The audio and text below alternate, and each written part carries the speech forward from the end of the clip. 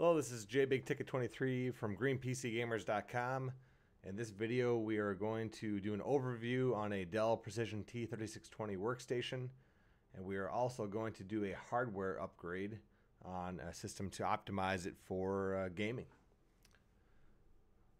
So, quickly, what we will do is take a look at some of the key features of the T3620 Workstation. It's got a very small chassis. They're very quiet. They support 7th gen i7 processors, and another huge key feature is that they support onboard bootable NVMe.2 solid state drives. So we're going to give you, we're going to show some video on the chassis coming up here. So we do quickly want to go over some of the cons as well.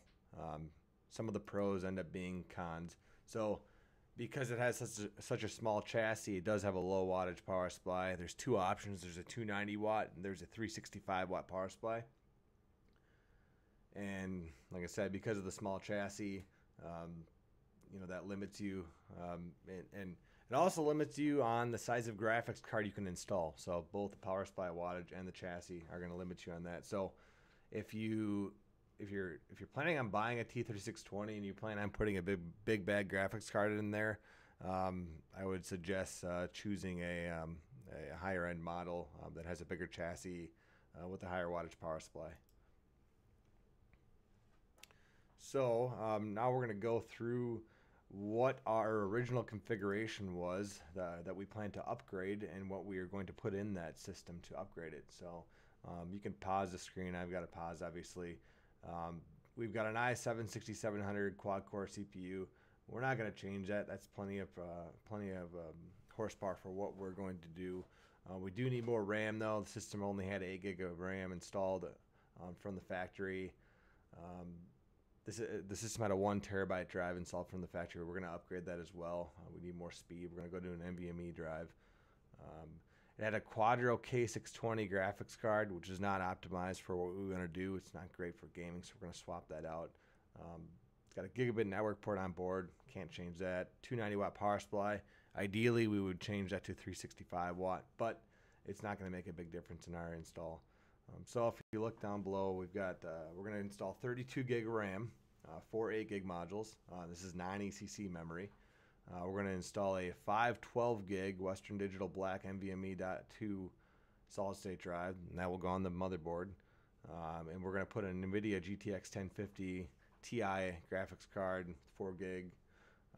We're kind of limited to that card because of the wattage power supply we have and the size of the chassis.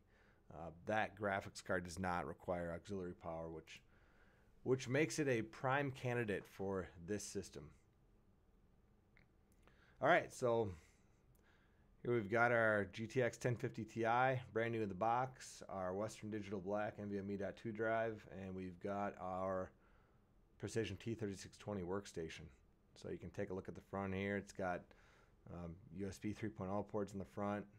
They don't come standard with that media reader, but ours has it.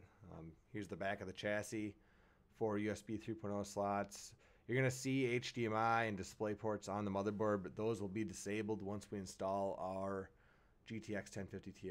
So we'll pull off the side panel here, give you a sneak peek inside the chassis. As you can see, we've already pulled our K620 out of the system, but it does have the 2 gig modules in it, and it's already got the processor installed. So at this point, we're going to install our graphics card. We're going to go right into that blue slot. I take that back. We're just going to look at the wattage power supply. So here's more of a view. That's where drives go. Is your memory, proc to the left, I/O slots, and that's where your NVMe.2 drive will install.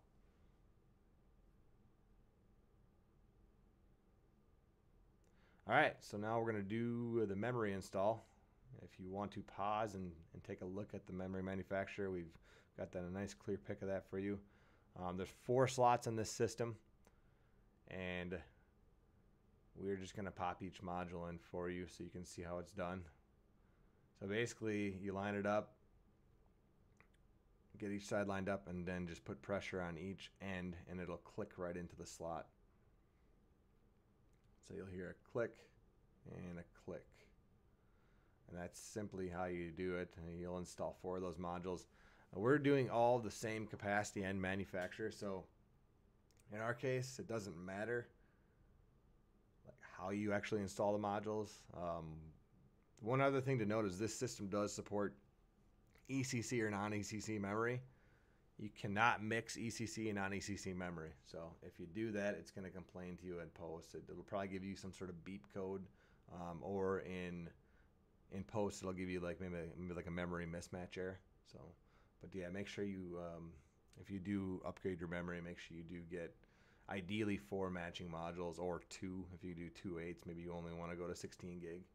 In our case, we're doing 32 gig. Okay, so the memory's installed. Now we need to go on to our graphics card. Again, this is the GTX 1050 Ti, and like I said, we are limited to a card like the 1050 Ti because of the size of the chassis and our wattage on our power supply. Again, the 1050 Ti doesn't require any auxiliary power, so it's a prime candidate to install into the system. So essentially, you're going to line it up into that blue slot. Make sure you've removed any existing PCI blanks or covers.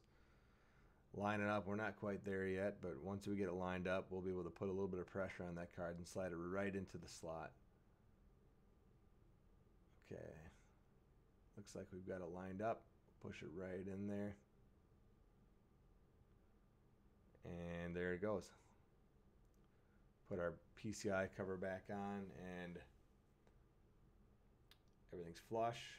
Again, there's no auxiliary power that's required for this card, so we don't have to worry about that. Other cards, you will have to worry about that. Little quick note, after you do that graphics card, you will want to install the latest GeForce Experience update, or GeForce Experience as well as the driver. So, but if you get the GeForce Experience, it will help you with driver updates. That's very important after you install that card. All right, here's our 512 gig NVMe.2 Western Digital black drive. This installs right into the motherboard. So essentially, pop it right into the slot. It's very similar to a memory module, but it does get locked in by a very small screw. In our case, you can see right where the screws goes there. So with one hand, we'll actually do a little magic, and that's what it looks like when it's installed. And the T3620, in our case, we have the latest BIOS update installed. It will recognize that drive in post. It will allow you to install that drive, and then obviously you'll have to install your Windows after that. But you can boot right to that NVMe.2 drive. It provides a ton of performance, and it definitely will help compared to a conventional SATA drive. So we're going to pop in. I'm just going to show you guys quick. GreenPCGamers.com. If you go to the site, we blog all of these builds. We give you tons of options to upgrade your T3620 if you have one existing, or if you just need help buying like a refurbished one. You can go to the site. It'll show you the recommended processors. i7-6700s, that's what we have installed. The 6700K, the 7700, or the 7700K. We've got step codes if you plan to like buy a chassis and build your own. Recommended memory installs, hard drives, graphics cards, sample configurations. So if you do need more content, GreenPCGamers.com is a great place to go to find that information. So thanks a lot for watching. If you like what you saw, please subscribe to the YouTube channel. If you have other questions and you want to ask them live, I do stream on Twitch. So you can follow me. It's JBigTicket23. Just go right onto Twitch. It's free to follow. You can ask questions in between games. But thanks a lot for watching.